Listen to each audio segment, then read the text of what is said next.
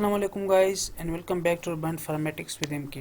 और आज हम डिस्कस करेंगे व्हाट इज़ डीएनए फिंगरप्रिंटिंग, कि हमारे पास डीएनए फिंगरप्रिंटिंग क्या होते हैं और उसकी जो स्टेप्स है कि हम डीएनए फिंगरप्रिंटिंग कैसे करते हैं, आज इस वीडियो में हम डिस्कस करेंगे। तो सबसे पहले हमारे पास डीएनए फिंगरप्रिंटिंग है क्या चीज़। तो DNA fingerprinting is a way to identify a certain way to individual rather than simply identify a species or particular traits. A technique used by scientists to diagnose between individuals of the same species using only sample of their DNA. हमारे पास DNA fingerprinting में ये होता है कि हमारे पास दो जो individual identify जो होते हैं, हमारे पास उसे आइडेंटिफाई करते हैं एक सिंपल डीएनए की वजह से। सिंपल डीएनए हमें एक्सट्रैक्ट करती है और उसके बाद हम जो है दूसरे स्पीशीज़ को, दूसरी ऑर्गेनिज्म को उसके साथ जो है वो आइडेंटिफाई करते हैं। और ये एक टेक्निक है जो कि साइंटिस्ट यूज़ करते हैं के दरमियान जो है वो एक सिंपल डीएनए की वजह से उसको हम जो है फाइंड कर सकते हैं। Introduction of DNA fingerprinting. In 1980 American research discover non coding region of DNA. 1980 में हमारे पास जो है वो साइंटिस्ट ने, अमेरिकन रिसर्चर्स ने जो है वो नॉन कोडिंग रीजन, डीएनए में जो नॉन कोडिंग रीजन है वो डिस्कवर किया था। फिर हमारे पास 1984 में हमारे पास प्रोफेसर एलेक जेफरी ने जो है वो डीएनए प्रोफाइलिंग की जो प्रोसेस की थी वो डिस्कवर की थी। और 1987 में हमारे पास फर्स्ट कॉन्विकेशन जो है हमारे पास जो एविडेंस के साथ हमारे पास डीएनए की जो है उसने की थी। तो हमारे पास जो है वो डीएनए हम जो है या सैंपल जो है सैंपल डीएनए के सैंपल जो है वो कहाँ से लेते हैं और बॉडी में जो है वो किन किन चीज़ों के लिए ये ज़रूरी होते हैं। तो हमारे पास ब्लड से हम उसे जो है डीएनए सैंपल आसानी से ले सकते हैं।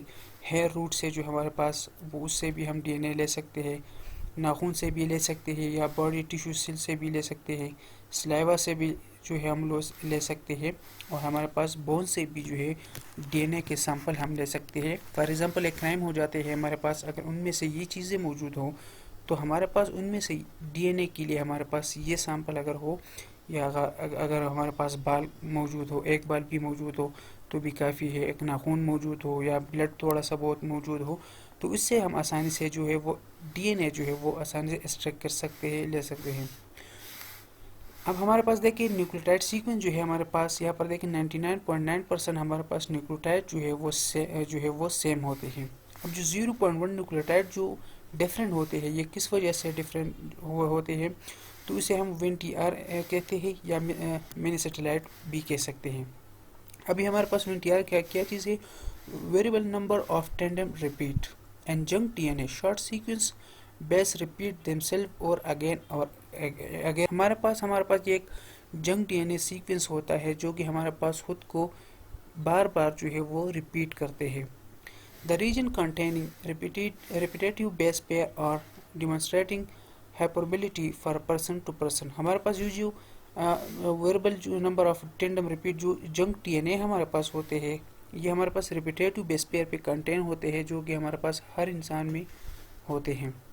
These variant are called variable number tandem repeat और मिनी सैटेलाइट। हमारे पास जो ये हमारे पास इसको हम फिर जो है वेरिएबल नंबर ऑफ टेंडम भी कह सकते हैं या इसको हम मिनी सैटेलाइट भी कह सकते हैं।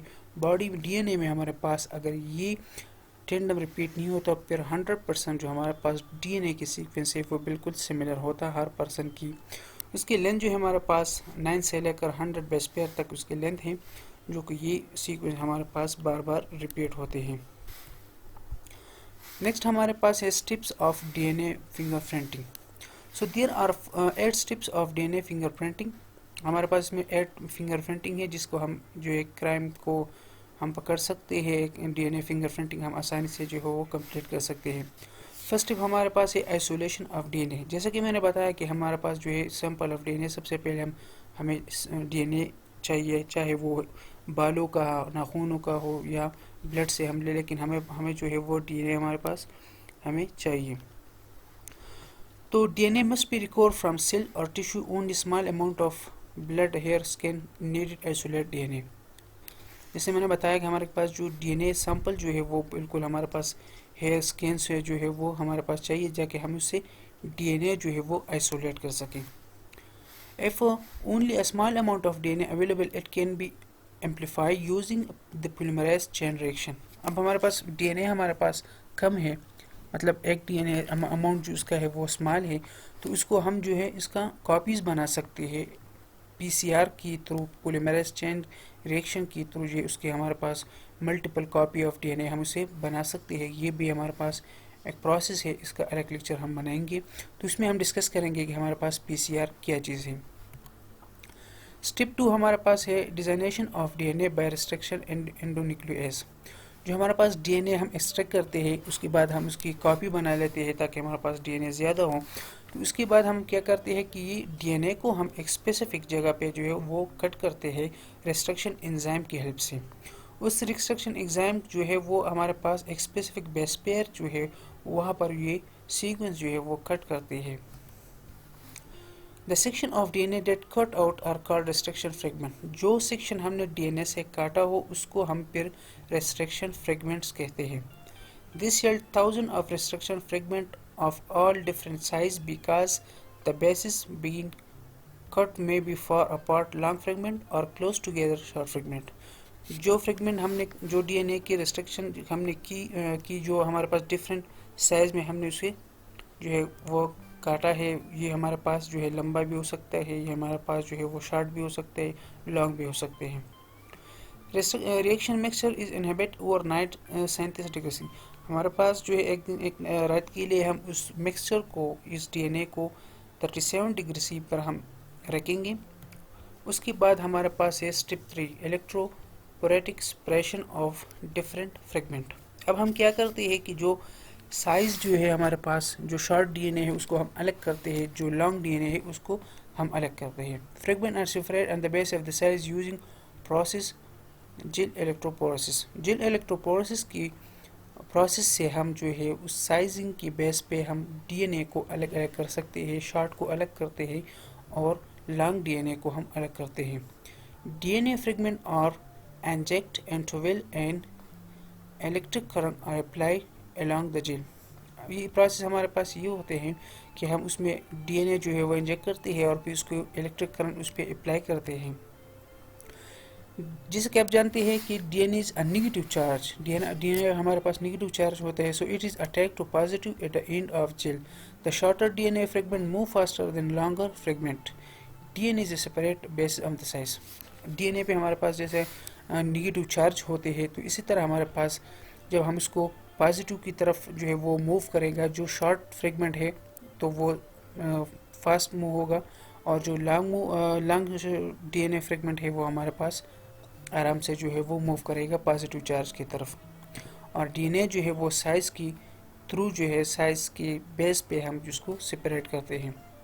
उसके बाद हमारे पास स्टेप नंबर 4 जो है transfer DNA on nylon or nitrocellulose membrane। The DNA fragments are transferred to a nylon sheet by placing the sheet on the gel and shocking them overnight by process Southern blot। Southern blot की हमारे पास उसको हम DNA को वापस से transfer करते हैं nylon sheet पे, नाइट्रोसेलुलोज पे, उसको हम जो है वो हमारे पास पूरी रात जो है उसको Southern blot पे उस पर हम जो है वो अप्लाई करते हैं। अब हमारे पास स्टेप 5 जो है probing probe labelling. Adding radioactive or color probe to the neon sheet which is complementary target sequence। Each probe only stick to one or two specific place of the sheet। हम जो नीलॉन sheet पे हम क्या करते हैं कि उसको हम प्रोब जो है वो अटैच करते हैं या उसको हम कलर देते हैं ताकि हमारे पास जो कम्प्लीमेंट्री सीक्वेंस हो, ताकि उसका हमें पता चले कि हमारे पास जो टारगेट हमने सेलेक्ट की है, ताकि वो उस टारगेट तक हमारे पास वो सेलेक्ट हो जाए, वहाँ पर हमें नज़र आ जाए। अब हमारे पास जो स्टेप नंबर 6 है वो है hybridization. Label probe DNA should be hybridize with the complementary sequence located on a ligand membrane from the detection of position later. जैसे कि मैंने बताया कि हम जो इसको प्रोब करते हैं उसके बाद हम हाइब्रिडाइजेशन ऐसे करते हैं कि हमारे पास जो नीलॉन शीट पे हमारे पास DNA पड़ा होता है तो उसको हम डिटेक्ट करते हैं, उसके पोजीशन को हम जो है वो डिटेक्ट करते हैं। Membrane is wash remove non specific binding and clearing background. अब हमारे पास जो DNA वर्क वाला जो हमारे पास जो वो DNA जो हमारे पास प्रोब हुआ हो, जो डिटेक्ट हुआ हो, उसके अलावा जो हमारे पास जो वो नॉन स्पेसिफिक बाइंडिंग की जो डीएनए है वो उसको हम वॉश करते हैं और उसको हम साफ़ करते हैं कि जो हमारे पास डिटेक्टिव डीएनए है वो हमें क्लियर नज़र आ जाए। फिर हमारे पास टिप नंबर 7 है autoradiography to detect the sequence and genome bound with hybridized radioactive probe और मेम्ब्रेन। हमारे पास जो डीएनए की जीनोम या सीक्वेंस जिसे हमने डिटेक्ट किया था वो हेपेटाइज हो जाए, वो बॉन्ड जो है वो उसके बॉन्ड बना लेते हैं मेम्ब्रेन के साथ। Technique involve alignment by hybridize membrane with X ray flame. हमारे पास जो टेक्निक है वो हमारे पास एक्सरे के साथ जो है वो इन्वॉल्व है, जो अलाइनमेंट उसने की है, हेपेटाइज हुआ है, तो हमारे पास एक्सरे फ्लेम की वजह से हम उसको जो है वो डिटेक्ट कर सकते हैं, उससे हम पता चल सकते हैं कि हमारे पास डीएनए कहाँ पड़ा हुआ है। The X-ray film after is development show multiple number of band that look like barcode and non DNA fingerprinting. जब हम इसकी एक्सरे करते हैं तो हमारे पास एक मल्टीपल नंबर हमसे वो शो करते हैं, कि बैंड जो है मुझसे शेव करते हैं एक कोड फॉर्म में जिसे हम बारकोड कहते हैं, और जो शो करते हैं तो उसको हम फिर डीएनए फिंगरप्रिंटिंग कहते हैं। अब हमारे पास जो लास्ट टिप है वो है interpretation of band pattern, analysis of band pattern in a different individual. तो हम इसको डीएनए के जो है वो एनालाइज जो बैंड हमें कोड शो है, बार कोड जो शो हुआ है, तो उसकी हम हमारे पास जो है इंडिविजुअल उसकी हम डिफरेंट एनालिसिस करते हैं। Comparison of position of bands, जो कंपैरिजन करते हैं पोजीशन और बैंड के साथ। Computer software are also available for the analysis of DNA fingerprinting. हमारे पास वेटलैब भी आप कर सकते हैं, या हमारे पास जो है कंप्यूटर सॉफ्टवेयर भी अवेलेबल है एनालिसिस के लिए। तो ये हमारे पास वो 8 स्टेप्स है जहाँ से हम जो है वो डीएनए फिंगरप्रिंटिंग आसानी से कर सकते हैं। फर्स्ट स्टेप ने हमने क्या किया कि हमने डीएनए लिया, फिर उसके बाद जो हमने वो आइसोलेट किया है हमारे पास, तो उसको हम स्पेसिफिक जगह पे हमने उसने काट लिया और उसकी हेपेटाइजेशन फिर की, फिर उसके हमने जो एक रोज जेल अप्लाई किया, फिर उसके बाद हमने तो डिफरेंट जो स्टेप्स है उसे हमें बता सकते हैं कि हम डीएनए फिंगरप्रिंटिंग कैसे करते हैं। अब हमारे पास डीएनए फिंगरप्रिंटिंग किस लिए यूज़ होता है? डायग्नोसिस ऑफ इनहेरिटेंस डिसऑर्डर, हमारे पास डिसऑर्डर की जो है उसके लिए यूज़ होता है, हेल्प करते हैं। Help diagnose disorder both parental and newborn baby. For example एक बेबीज़ में हमारे पास जो है वो बीमारी है तो उसको हम डिटेक्ट करते हैं, या पेरेंट में हम बीमारी जो है वो बीमारी है वो उस पर हम जो है वो डिटेक्ट करते हैं कि ये पेरेंट से जो डिसऑर्डर आया है, जो डिजीज़ है, या जो हमारे पास बेबी में है वो इसमें है। डिसऑर्डर में भी include cystic fibre, haemophilia, hunting disease, familial, Alzheimer's, sickle cell anaemia, thalassaemia and much more. ये जो डिजीज़ है इसको हम जो है वो डीएनए फिंगरप्रिंटिंग के साथ जो है वो डिटेक्ट कर सकते हैं कि हमारे पास ये पेरेंटल जेनेटिक डिजीज़ है, या हमारे पास बेबी में ये जो न्यू बेबीज़ होते हैं उसमें डिटेक्ट हुआ है।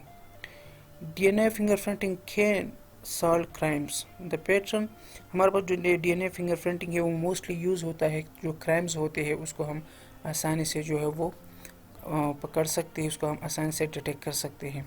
The pattern of the DNA profile is then compared with those whose victim and the suspect. If the profile match the suspect, it provides strong evidence that the subject was present to crime scene. हमारे पास जो DNA हमारे पास crime की जगह पर मिल जाए तो उसको हम फिर यही प्रोसेस जो है हम करते हैं। जब हमारे पास उसके साथ डीएनए मैच करे तो उसका मतलब ये कि हमारे पास एक स्ट्रांग एविडेंस मौजूद होता है क्राइम को कमिट करने के लिए।